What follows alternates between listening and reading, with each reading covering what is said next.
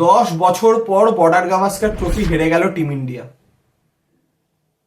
এবং অস্ট্রেলিয়া তাদের হোম গ্রাউন্ডে টিম ইন্ডিয়াকে টেস্ট সিরিজে হারালো 2014 সালেরই পর। কারণ 2018-তে টিম ইন্ডিয়া অস্ট্রেলিয়াকে হারিয়ে এসেছিল ওদের ঘরের মাঠে, 2021-এ এসেছিল, কিন্তু 2024-এ পারলো না টিম ইন্ডিয়া। তারা 6 উইকেটে হেরে গেল। অস্ট্রেলিয়া এই টেস্ট ম্যাচও জিতলো, এই টেস্ট সিরিজও জিতলো 3-1, এবং team India Border Gavaskar trophy হারলো। ওয়ার্ল্ড টেস্ট চ্যাম্পিয়নশিপ ফাইনালে যাওয়ার আশা পুরো শেষ হয়ে গেল। ওয়ার্ল্ড টেস্ট চ্যাম্পিয়নশিপ সাইকেল থেকে বেরিয়ে গেল তারা, এবং 10 বছর পর বর্ডার গাভাস্কার ট্রফি জিতলো অস্ট্রেলিয়া। এখানে অবশ্যই অস্ট্রেলিয়া যা পারফরমেন্স করেছে তারা ডিজার্ভ করতো। প্রথম ম্যাচে 300 রানের কাছাকাছি পার্থে টেস্ট ম্যাচ হারা, তারপর তারা অ্যাডিলেডে যে কামব্যাকটা করেছে, এবং টিম ইন্ডিয়া যদি সিরিজ যদি হেরে থাকে তাহলে অ্যাডিলেডেই শুরু হয়েছে।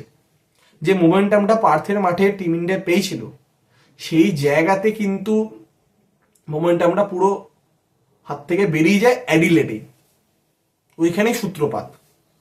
এবং অবশ্যই একটা জিনিস আপনাকে মাথায় রাখতে হবে, এটা হচ্ছে ভারতীয় টেস্ট ক্রিকেটের ট্রানজিশন পিরিয়ড। আপনি 2018-তে যে টিমটা খেলেছিল ওটা সেট টিম, 2021-এ যেটা হয়েছিল এটা ওয়ান কাইন্ড অফ মিরাকেল।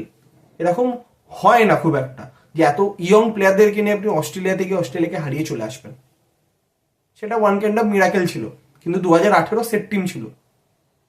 কিন্তু আপনি 2011-তে যখন সিনিয়র প্লেয়াররা রাহুল দ্রাবিড়, সচিন, লক্ষ্মণ, বীরেন্দ্র সেহবাগ এদের যখন কেরিয়ারের লাস্ট মুহূর্তে ছিল এবং নতুন প্লেয়াররা আসছে, সেই মুহূর্তে কিন্তু টিম ইন্ডিয়া অস্ট্রেলিয়া মাটিতে 4-0-তে হেরে এসছে, ইংল্যান্ডেও 4-0-তে হেরে এসছে।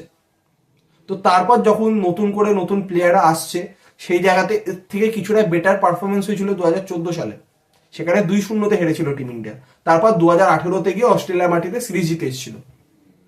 তো অবশ্যই এই টাইমটাও ট্রানজিশন পিরিয়ড টিম ইন্ডিয়ার টেস্ট ক্রিকেটের।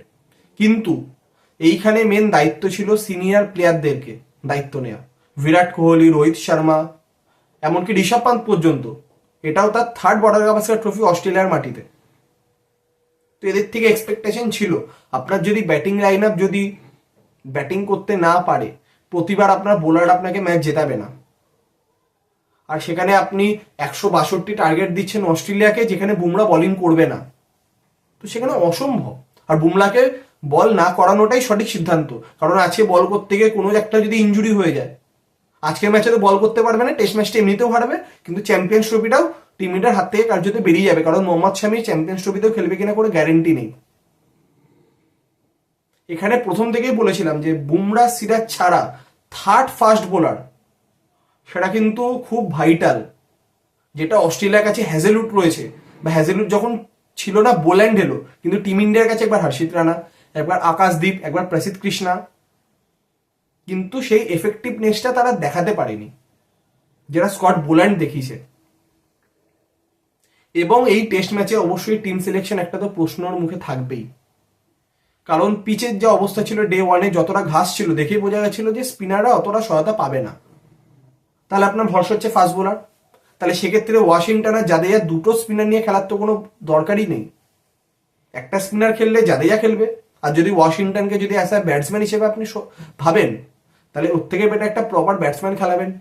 আর নইলে হর্ষিত রানাকে আপনি খেলাতে পারতেন, যেখানে আপনার প্রপার 4টে ফাস্ট বোলার থাকতো। কারণ আপনার মাথায় এটাও রাখা উচিত ছিল যে বুমরার ওয়ার্কলোড প্রবলেম যেরকম রয়েছে, মোহাম্মদ সিরাজেরও রয়েছে। দুজনেই এই টেস্ট সিরিজে 150-র বেশি ওভার বোলিং করেছে। এমন না যে এর আগের সিরিজে তারা বিশ্রামে ছিল, সেখানেও তারা বোলিং করেছে। তো খুব একটা যে গ্যাপ তাদের আছে তা নয়, সামনে চ্যাম্পিয়ন্স ট্রফি। তো সেইখানে গিয়ে তো কিছু কিছু সিদ্ধান্ত ভারতের বিপক্ষে অবশ্যই গেছে। তো সব দিক থেকে দেখতে গেলে মেন যদি প্রবলেম যদি কিছু বলেন, সেটা হচ্ছে অতি অবশ্যই ব্যাটিং কোলাপস প্রতি ম্যাচে, পার্থের সেকেন্ড ইনিংস বাদ দিয়ে, যার ফলে টিম ইন্ডিয়া এই টেস্ট সিরিজটা হেরে গেল। তো এখন আগামী 6 মাস কোনো টেস্ট সিরিজ নেই।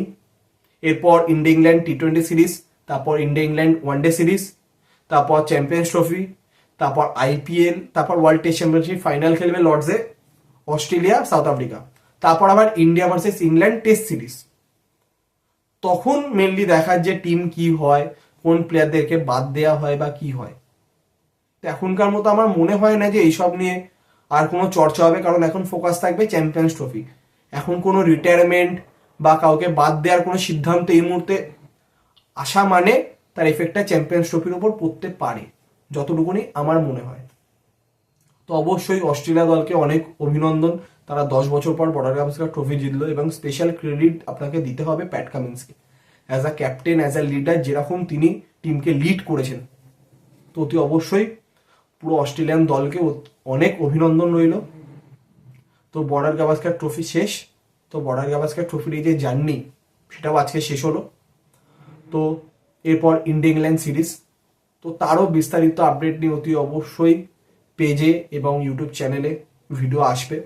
তো আজকের মতো এতটাই, আবার দেখা হবে নতুন ভিডিওতে।